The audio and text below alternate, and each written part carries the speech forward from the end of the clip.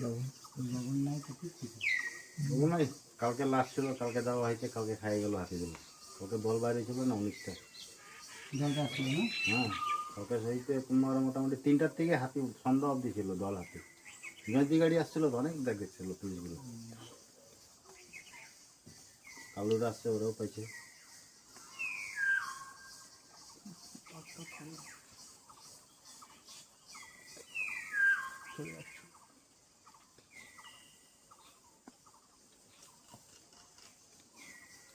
লবণ প্লাস জল এটাই করতে চাও।